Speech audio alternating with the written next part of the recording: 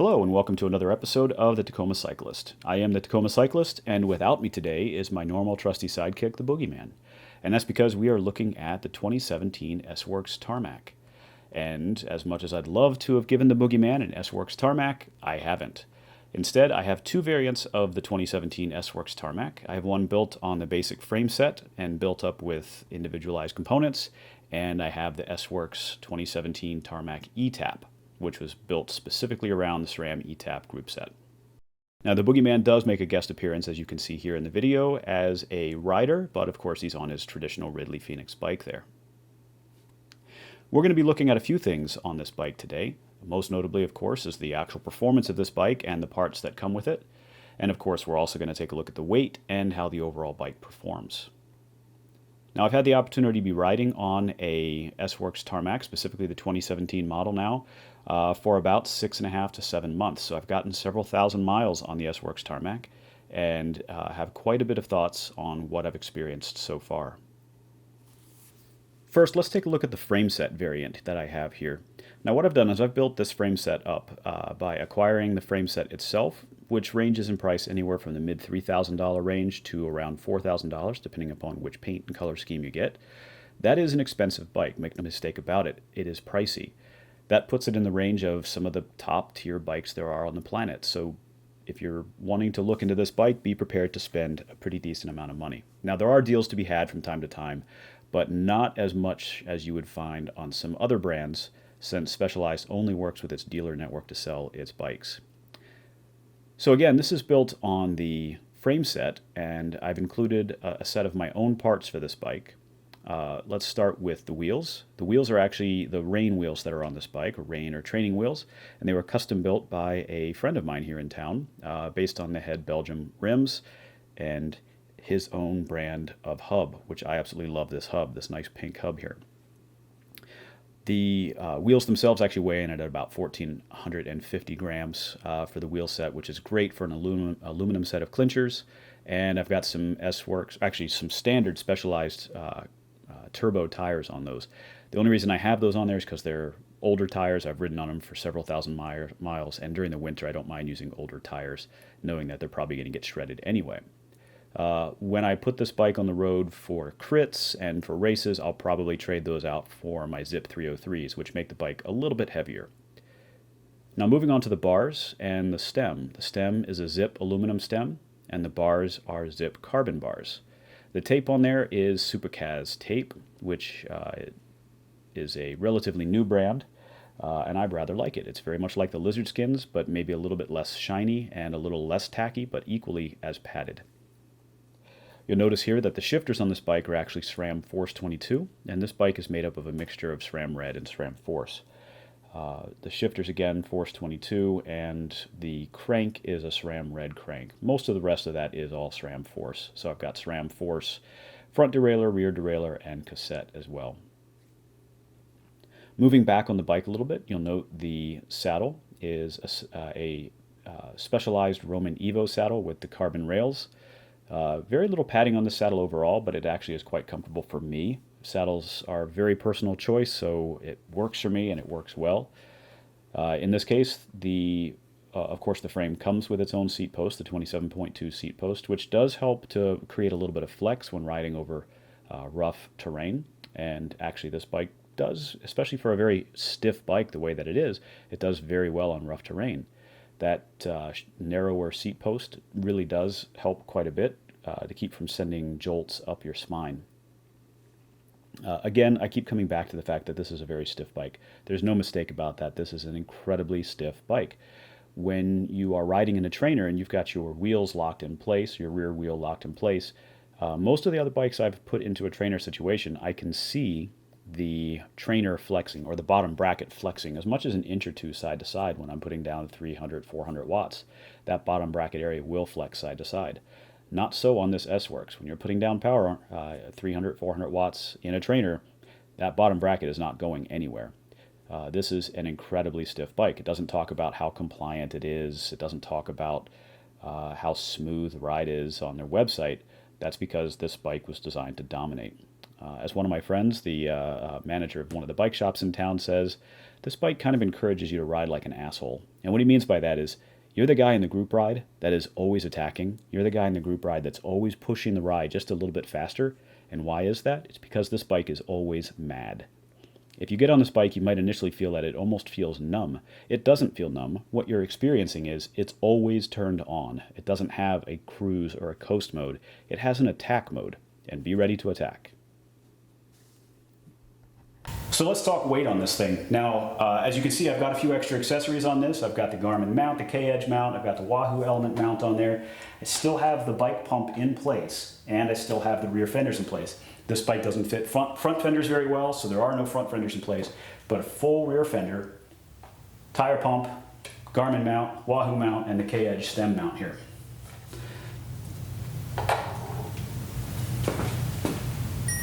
And that comes in at a hefty 7.425 kilograms. Sarcasm intended, 16.36 pounds in this configuration right here. So you can imagine this is a light bike. Specialized doesn't pitch their bikes as being light. This is, of course, their climbing bike, but they don't talk about the frame size, the frame weight. They don't talk about all that stuff. You're not going to find their frame weights anywhere. They're not going to be telling you this is a sub 700 or a sub 800 gram frame. They don't do that.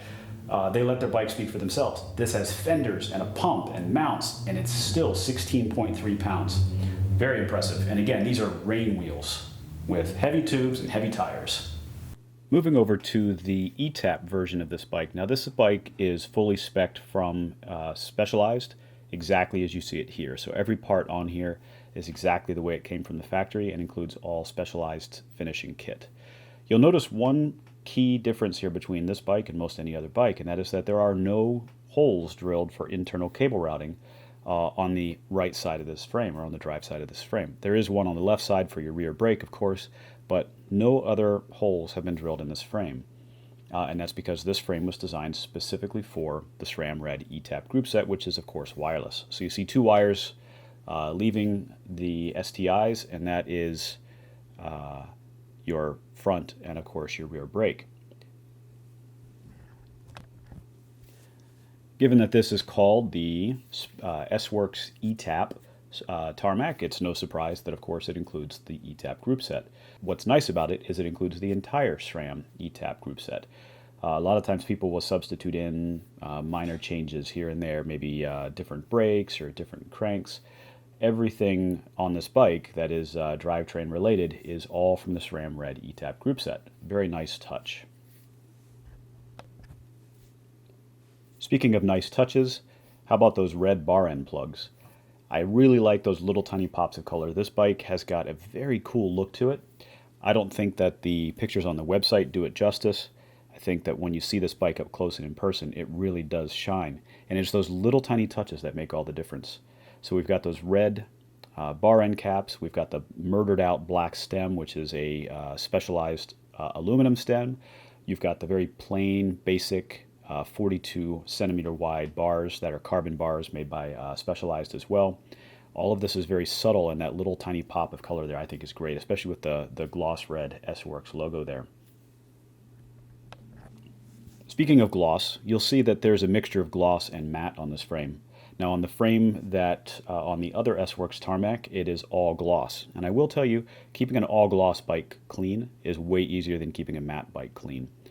So this bike has not really gone out too much in the wet, in the snow, in the mud, in the rain. It just hasn't. I've tried to keep this bike inside during bad weather conditions because it's kind of a pain to try to clean a matte bike. That being said, the blend of matte and gloss finish on this bike really does look quite nice. Now let's move down the front of the bike a little bit here and take a look at the front wheels and the front tires. These are the Roval CLX 40 wheels, and they include the S-Works turbo cotton tires with that gum wall sidewall, which frankly looks amazing. I love that look. It just has it just screams classic. Of course, if you don't like it, swap out the tires, but I personally dig it. The hubs on these wheels, both front and back, are DT Swiss internals with ceramic bearings. A very nice plus. Bear in mind, of course, when you go to replace the bearings on those wheels, you're going to have to pay a little extra money because those ceramic bearings are not cheap. Also, one piece of note here, and that is that on this particular wheel, there's only a few hundred miles on that front wheel there, and it has already gone out of true. Now, that's, to me, not the end of the world. I've had wheels that'll go out of true over time, but it's definitely something worth noting. These are a $2,000 plus wheel. I would have hoped they would have stayed in true a little bit longer, but it's something that's easy to fix, and it's really only a minor difference. It's not even something that causes brake rub for the most part. Moving back on the bike, again, you see little pops of color and touches of color here and there. I think they did a great job mixing that black and red, knowing that this was a SRAM Red group set. So it was a very nice touch on their part. Looking at that cassette, that's a SRAM Power Dome cassette. Again, a very nice touch. Those things are a lot lighter than your traditional cassettes, but again, bear in mind, they're also a lot more expensive. So when you go to replace that cassette, it's going to cost more money. Also bear in mind, of course, you shouldn't have to change your cassette near as often as your chain, as long as you change your chain pretty regularly. And I've got a video coming about changing your chain as well. Of course, like I mentioned before, a full SRAM Red ETap group sets. You've got front and rear mech are SRAM Red. And when I get to the weights on this bike, which I'll get to in just a few moments, I want to note that there are a couple things added to this from the stock configuration. And you can see I've got speed play pedals sitting there. Those are the standard stainless steel speed plays. Those are not titanium, not that much of a weight weenie. I also have Arundel mandible bottle cages, and I have 2 of those mounted to the frame. So when we weigh those, you'll see that that includes those in the weight. Now, the saddle of choice on this bike from Specialized is the S-Works Toupe with carbon rails. It's a great saddle, but it is a little different than the other saddle that I have on the other bike. However, it's not a significant difference, and it's one that I'm able to easily get used to switching back and forth between bikes. There is a little bit of padding on this. It's not a lot, but it's enough, and it's certainly enough to keep you in the seat for a long time.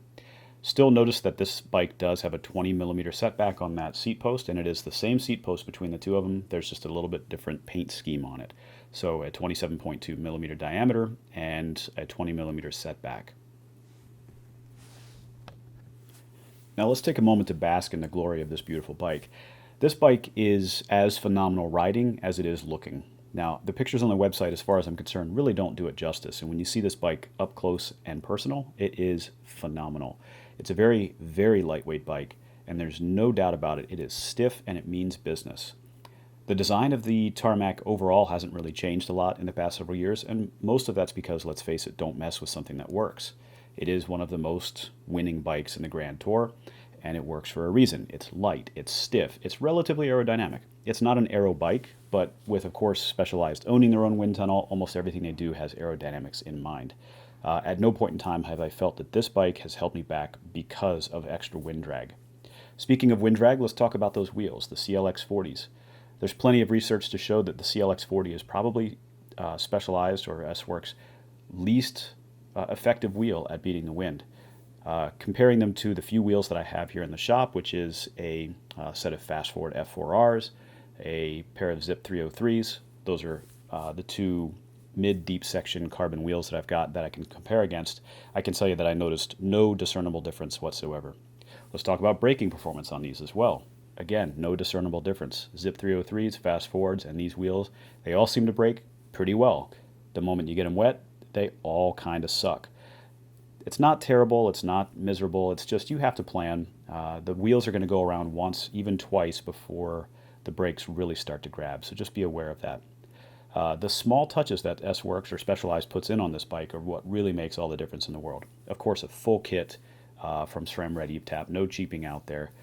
The brakes are the ETap brakes, the Power Dome cassette, a nice plus. The ceramic bottom bracket bearings, again, it's going to be pricey to replace, but they roll phenomenally well. The ceramic bearings in the hubs, again, ceramic headset bearings. This bike means business. As my friend at the bike shop says, when Specialized builds this bike as the S-Works Tarmac, they spare no expense. They build the bike that they want to ride, and it is worth every penny. Yes, it's an expensive bike. This is a $9,500 bike, but when you compare it to the likes of something like the Pinarello, or some of the Bianchis or some of the BMCs that also top out in this general range of price, what you're getting is top of the line, absolute top of the line spec. Okay, weighing the stock ETap version of this bike. Let me set this over to kilograms. This is the stock ETap version of this bike. The only exception to that is it does have the Arundel bottle cages on it. Those are the mandibles. So in its stock configuration, 6.6 kilos, 6.63 kilograms, or 14.61 pounds. That's below the UCI limit. So if you are going to be racing this in UCI bike races, you're going to need to add some weight to that bike. In this case, this bike again does not include the power meter, which we'll be putting on later, and that'll bring the weight up just a touch. It does include pedals. Speed plate pedals are on here. There's nothing else on this. There's no computer mount. There's nothing. This is in its stock configuration from the factory. This is with the stock wheels, stock tires, and everything else. So again, if you're going to be racing any UCI races, you're going to need to bring the weight up on that bike. If it's just local USAC races, you should be fine. Okay, thanks again for visiting our channel and checking out our review of the S-Works 2017 Tarmac in both frame and in the SRAM Red ETap variants. I really hope you enjoyed this review. We love riding these bikes, or I love riding these bikes. Unfortunately, the Boogeyman has not gotten a chance to ride these yet. I absolutely love riding these bikes. I really look forward to being able to use one of them for racing in the upcoming season, and just have to figure out which one that's going to be. So stick around. Feel free to subscribe. Press the subscribe button over there. Give us a thumbs up if you like this review, and we're happy to provide more content when we can. Thank you very much.